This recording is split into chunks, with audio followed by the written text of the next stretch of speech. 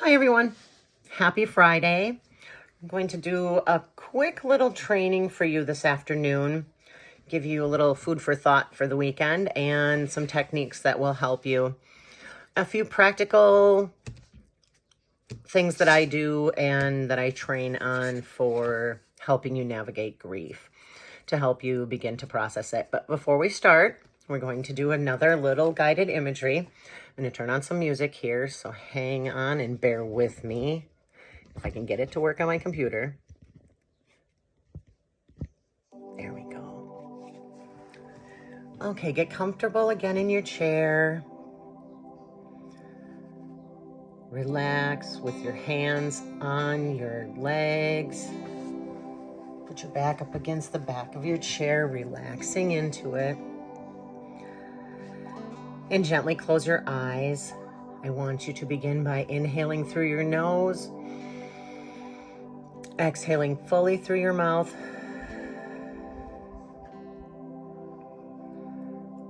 Gently closing your eyes. Inhaling and fully exhaling. Next, inhale, take it all the way to your fingertips.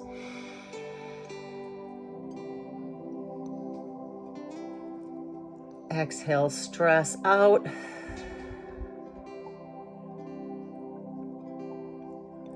Inhale, peace.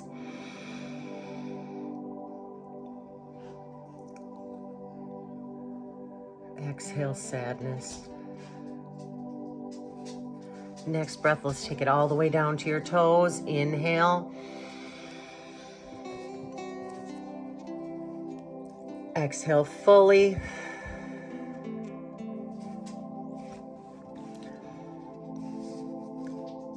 One more breath. In front of you, you see a door. It opens. It's an elevator. You step in, the doors close behind you. It's beautiful. It's a very fancy, elegant elevator. On your next inhale, you feel yourself going down.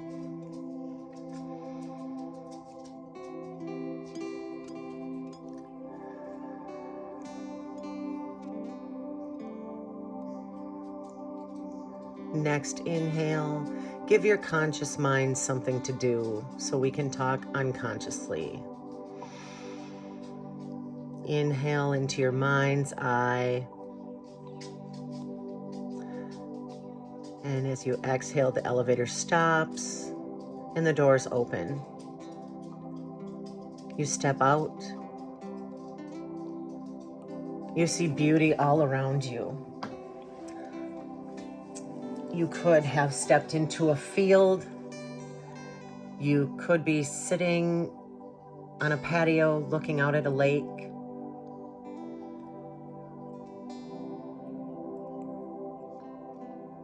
Wherever you are, it's peaceful. Over to your side, you notice a vessel. It could be a basket, it could be a box. Anything that you can add things to and carry with you. You walk over and you pick it up. As you look around your space, you see so many beautiful things. All important pieces to you.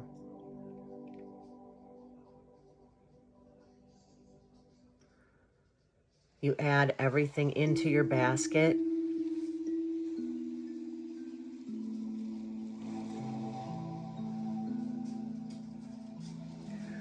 You continue picking all these objects up, and you suddenly realize these are your resources. The resources inside your basket, inside the vessel for carrying them out,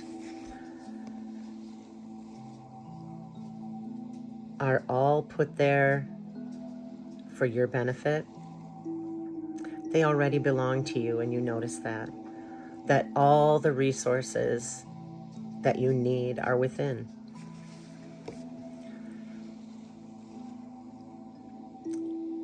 You take that vessel and you walk back to the elevator. You step in and the doors close behind you. This time, as you deeply breathe in, you feel the elevator rise to your conscious level once again. It comes to a stop, exhaling. Inhaling again, the doors open, you step out. You feel yourself back in your body, relaxed, comfortable, and ready to hear what I have to say. You can keep your eyes closed or open them if you wish.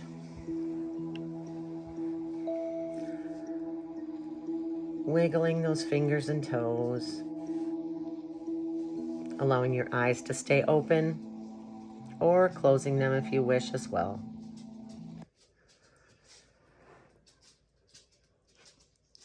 Welcome back. Grief doesn't come with a rule book. You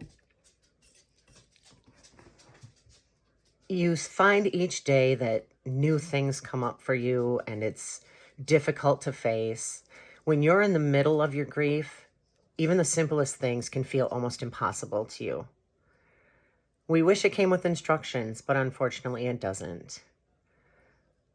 I'm here to help you make it a little more possible to face some of the things that you do in your daily life during grief. So some days it feels like you're drowning. Other days you're just numb. No matter what anyone tells you, there is no timeline. There is no right way to do this, no wrong way to do this. But there are some things that might help you breathe a little easier. Today I want to share 3 simple but powerful tips to help you do just that, breathe a little easier. And then I will talk to you exactly about these things and how I handle them personally. Even as a grief coach, yes, I grieve. So I'd like to just share my experiences after I give you the tips that I've got for you today. So the first one is naming your feelings.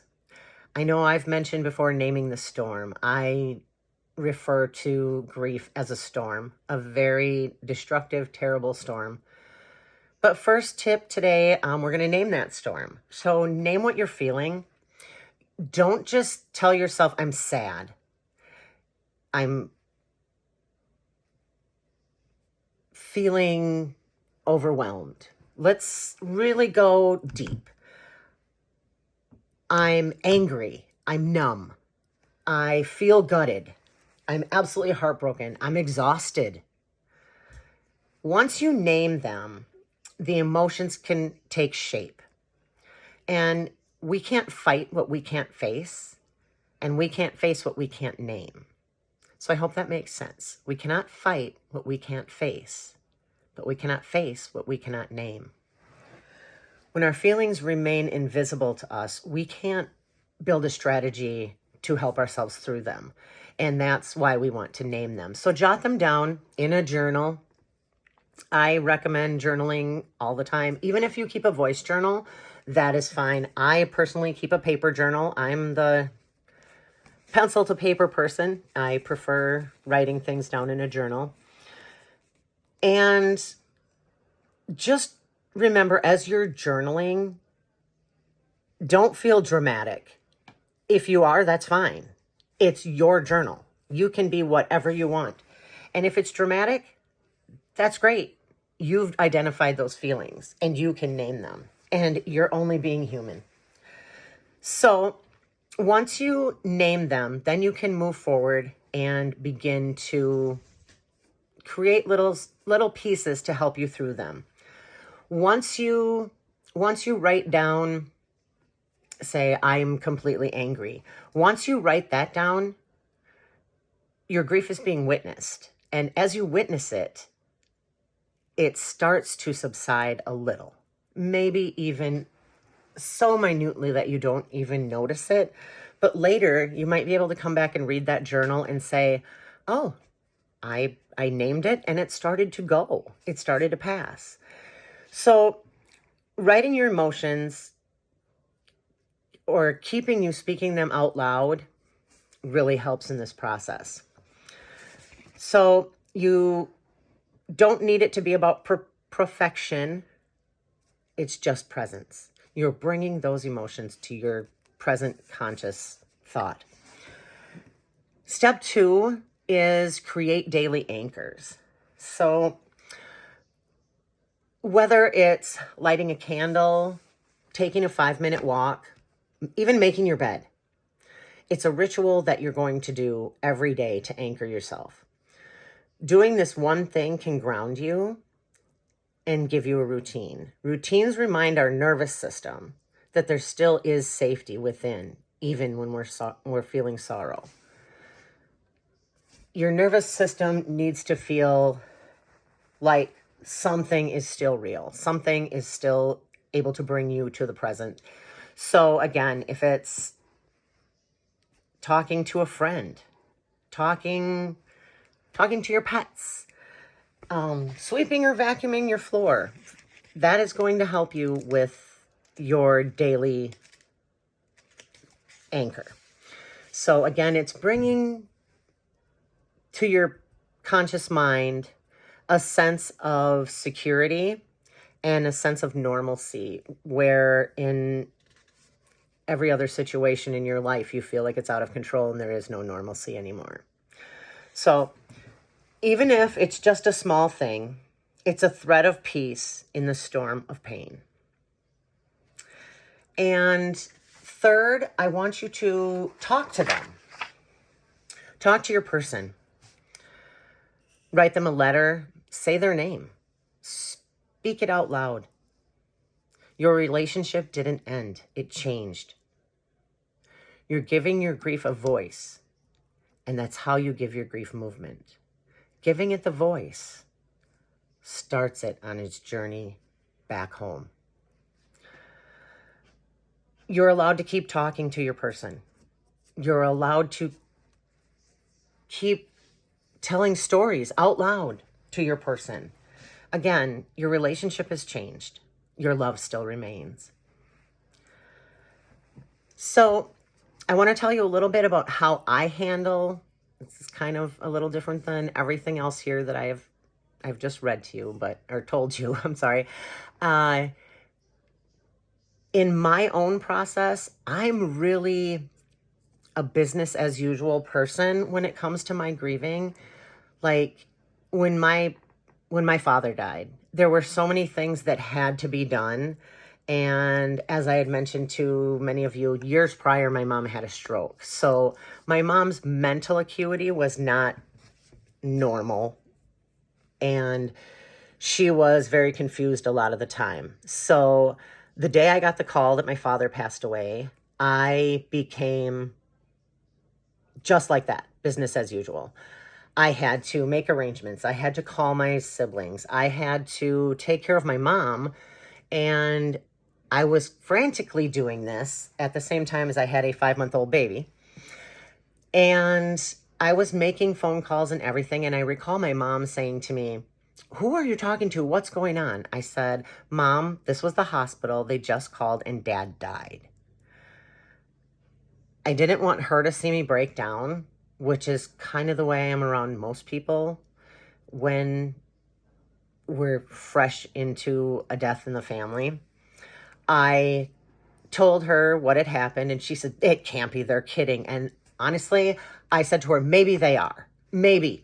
Boy, this is a terrible joke," is what my mom's brain told her. Again, my mom was showing signs of Alzheimer's. So I let her go with her emotions at the moment. I knew I had to tell my 7-year-old daughter that her favorite man in the world just died. I knew that was not going to be easy for her, and it truly wasn't.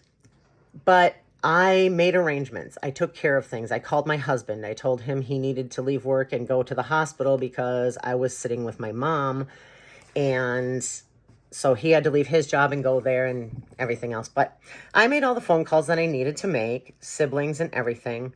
I was not crying at this moment. I was, like I said, business as usual. I knew things need to get done. I needed to handle the arrangements. There were people that had to be informed and all the logistics of it. And why? Because someone has to do it. I knew my mom was not in any state of mind to be able to carry that out. She hadn't been for some years. And at that point, somebody needed to, so I picked it up. So I remember my aunt calling and talking to my husband, and he said, so how's she doing? And meaning me. And my husband said, well, you know her, business as usual. And that's really when I guess I named my behavior, business as usual. And my siblings were around us and everything. And we just started taking care of all the things that had to be done. We did take my mom to the funeral home to pick out flowers and all of that and made the arrangements. But later that night, when I had some time to myself, I scheduled time for myself to grieve. So after I had put my babies to bed and I had some quiet time, that's when I broke out my own emotions. So I was able to handle things in the moment that I needed to. And I went outside and I proceeded to scream. And if you are in the country and you don't have neighbors near you, I highly recommend screaming. Scream therapy in my world is the best. You have so many emotions that maybe at the moment you can't give a name to. So just scream them out and make sure that everyone can hear you. Obviously they won't because you're way out in the country, but it helps you to actually break open the emotions that you're keeping in most of the time when you're in that business as usual mode. So if you can do this, scream their name, tell them how mad you are. Don't be afraid to tell your person that you're angry, that you weren't ready for this to happen, that you're not going to cry at this moment because you're just so mad at them. And let yourself be witness to how powerful and how healing just doing the screaming can be. Because your tears might come during that scream session and they might not. And either way is okay. If they don't, that's your process. Just trust yourself and trust your body to do exactly what it needs to do while you're screaming. Remember, please, you're not broken. You're grieving. Once I'm done screaming, maybe the tears come, maybe they don't. That's okay. It doesn't always come with tears. Eventually, they might. And if they do, just let them. Once you're finished, journal. Because these words will be very helpful later. Remember, as I was screaming out there, I was telling my loved one, I am so pissed at you. How dare you leave me right now? We had so many things planned. We had so many things to do. Write it down. Later, you're going to be your own therapy when you reread that journal entry. Reading your words later is like being a witness to your own story. And it truly does help to read your entries at a later time.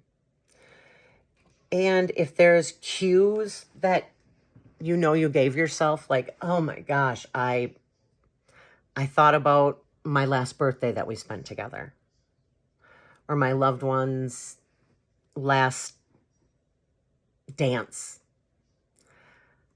Write those down as well. They can also be your pressure cues later that you might want to use to, I know I have to process something, yet I don't know how to get it out. And if you have a video or anything of the last time you were at a party together, bring up that video and play it. If it makes you cry, that's good. Because if you're crying, it's actually helping you heal. You're giving your grief and your feelings some movement rather than keeping them inside of you. And again, remember that there is a path forward. And if you're ready to explore that path, this may help. I hope some of these tips do help you. And even though you may feel like you're lost in a fog, or that you've lost any sign of peace that you can find, giving your feelings movement helps them move through your body. So again, not broken, grieving. And there is a way forward. Again, I want to mention to you about the 6-week group coaching program that I'm starting in July. And if you would like to get an appointment scheduled, please put something in the comments below or reach out to me via chat. I will also try to link my Calendly link to this video when I post it. And feel free to book in there. I've had some conversations with a few people this week, and they are interested in joining the group coaching program. Again, if we get you scheduled before the end of the weekend for a call next week, I will be offering you a discount, and we will be doing a free one-on-one coaching session before we start the group. And you'll be all set to start in the group. And I look forward to talking with a bunch of you. And again, I hope this all helped. Please leave comments below if there's any other topics you'd like me to discuss. I wanted to give you a few practical tips to make it through, maybe even just make it through today. Use these tips and let me know how they work for you. And again, let me know how you scream. Thanks again for joining me, and have a happy Friday. Bye-bye.